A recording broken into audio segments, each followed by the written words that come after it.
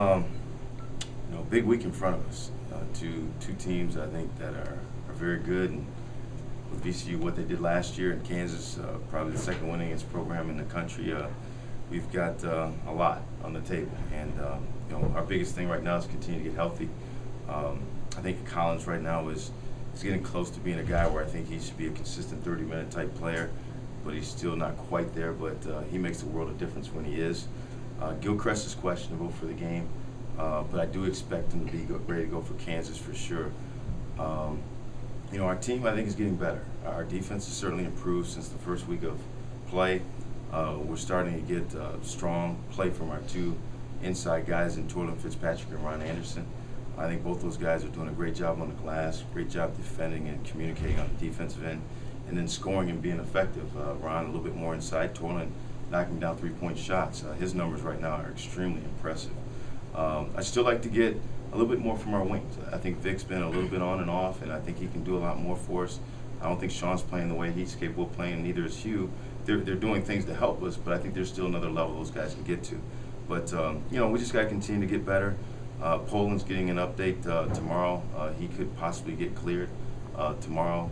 We'll find out from the doctors. And hopefully at some point in time we'll have all of our guys.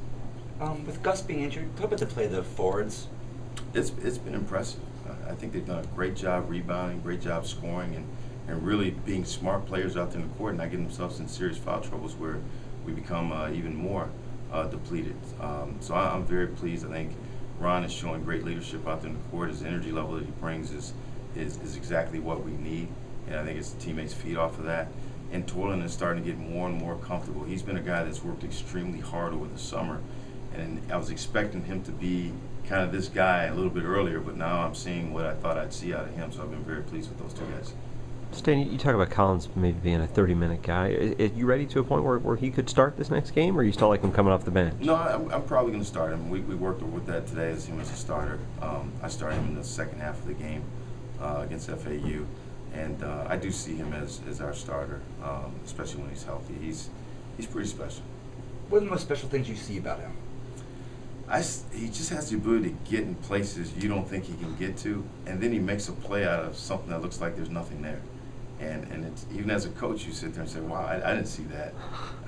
But he is impressive. And at the same time, here's a guy who hasn't practiced. He has not had full contact practice till today. And they're making a run, and he goes 5 straight points, a jump shot and an and one to kind of put the game at reach and kind of close the game for us. And you don't see that out of a freshman, especially a freshman who hasn't even practiced and worked with his teammates. So that was pretty special to see a kid do that with that kind of poise, that kind of toughness. Stan, I know when Gus comes back that Torlin's minutes, you'll have to figure out a way to get him on the floor as much. But how valuable is he just that he can play the 3 or the 4, maybe even the 5 if you get pressed into a situation like that? Well, I don't want to see Torlin's minutes drop too much. I've always thought that the 3 of those guys, there's 80 minutes in those spots, and if we went 30, 25, and 25, I think that'd be fair for all 3 of those guys. And who knows, maybe at some point in time we can play all 3 of them together. I don't know. It just kind of depends on what our other guys are doing. But I don't want to see him drop too much because he's a very important player. Right now, I think, at one time Gus was probably the guy who could really knock down the perimeter shot from the post, but I think right now he's shooting the ball as good as anybody from the perimeter. So that having that extra guy out there that can do that opens things up for guys like Collins who can penetrate, and Nash who can make things happen too. Stan, you talked about the wings kind of being inconsistent early. With that, and with Collins playing as well as he is, how much is Nash starting to crib into their minutes in terms of him getting on the floor at the expense of some of the wings? Well, I should have factored him in there, and that's basically what's happened. I do think that we're 5-0 when we don't turn the ball over.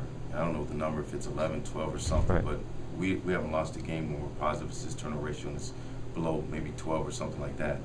And when you put Blake at the 2 and you have 2 ball handlers out there, it really helps you protect and take care of the ball and make plays. And so I really like the 2-guard lineup. In some ways maybe it affects us defensively, but I think the pluses outweigh the minuses.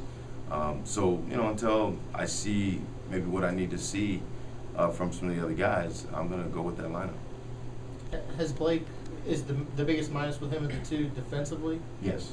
Has he shown anything over the past couple games to give you a better feel there? I thought 2 games ago, Georgia Southern, he played his best defensive game. I thought he was there on the catch when his man got the ball. I thought he made some key steals, got himself in help position to knock the ball away, get a steal. I thought he gave effort.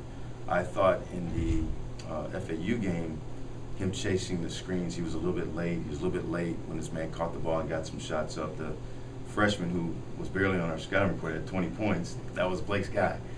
So I don't think I think he can do it. I don't know if he puts a premium on it as much as he should. And that's something we've got to get out of him because the other parts of his game offensively are pretty good for us.